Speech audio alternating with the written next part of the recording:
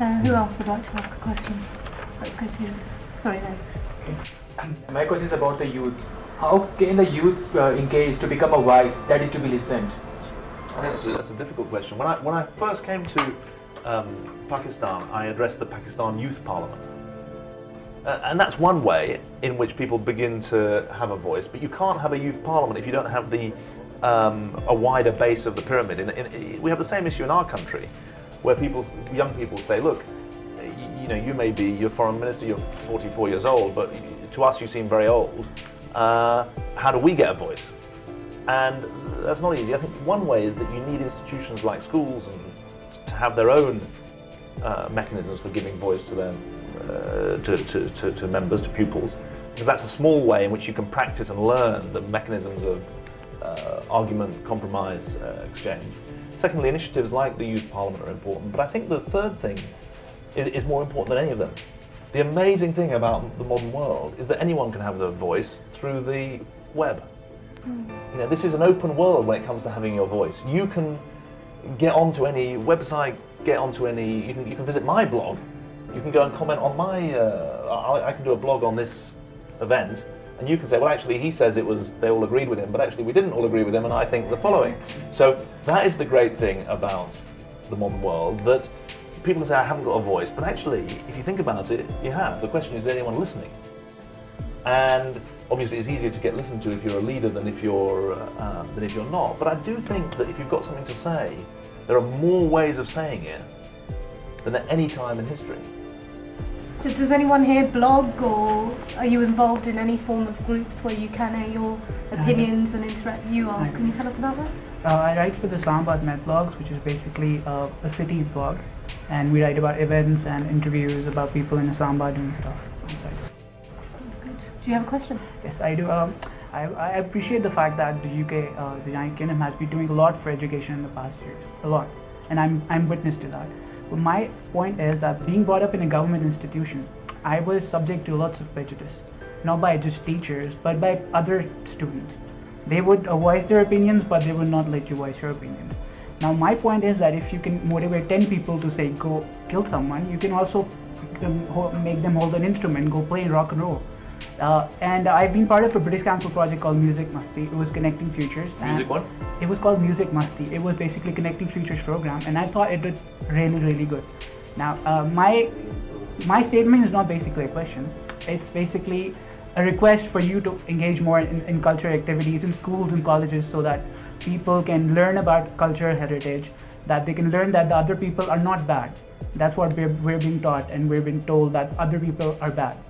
So that's just my suggestion. Is the British Council cutting back its arts and culture work? We're doing less work in the arts than we used to do, but we're doing a great deal of work. We've probably never had a broader program in Pakistan, and certainly never a bigger program, because we've increased the program 2.5-fold over the last 2 years. And we're doing a great deal to bring people together, because that's actually what we believe.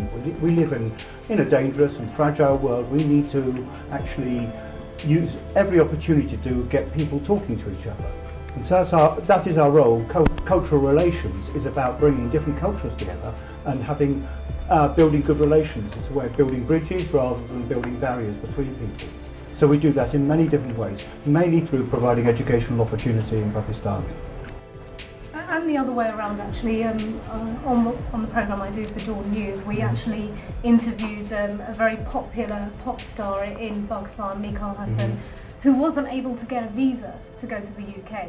And he wanted to go and engage with British Pakistanis and perhaps show a different side to Pakistan, not just to Pakistanis, but British people as well in general. And you see, the visa issue in itself is a huge issue, but also it impacts on these kind of cultural exchanges. Well, let me take that head on, because we want Pakistanis to come to Britain for culture, for tourism, for business, for education. There are 10,000 Pakistani students in Britain. We want you to come. You've got to fill in the forms, go through the rules, make sure that you've got the right reasons to be there.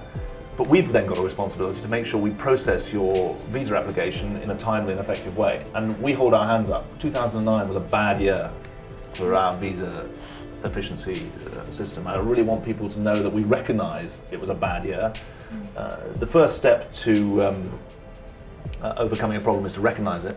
We then said that every visa application needs to be dealt with within 15 days, because the delays that people were facing would mean that students weren't getting to do their courses. I mean, it was a real nightmare. And that determination to have every visa application done within 15 days is now being met as of, I think, November the 15th or November the 1st. Our data is that that's being met. You have a right to an efficient, friendly, courteous service. And we have a responsibility to make sure that the system is administered properly. And I very much hope the system is being now administered in a better way. There was a backlog which has to be cleared.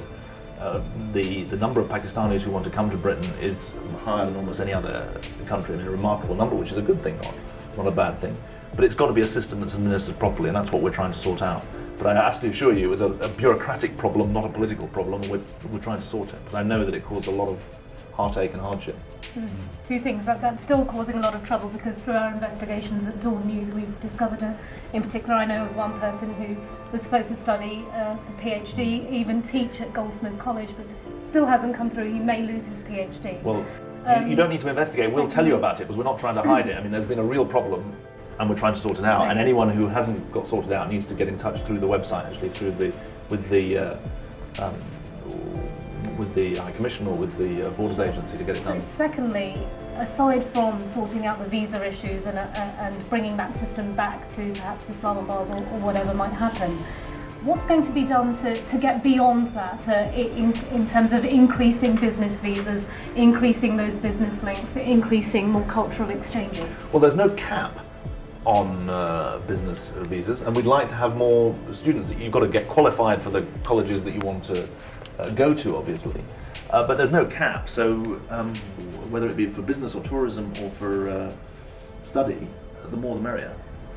Okay, let's move forward. So, would you like to ask a question? My name is Shumala, I'm from Fatima University.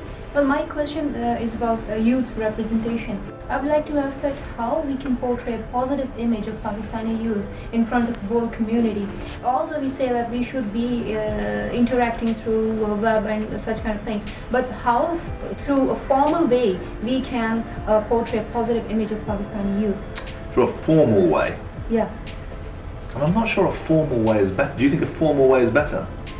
I think, I mean to say that through formal way, for example, we organize student organizations through which we can discuss our issues with the youth of, with international youth, you can say, and we can share what we feel regarding our social problems and what could be the solutions for it.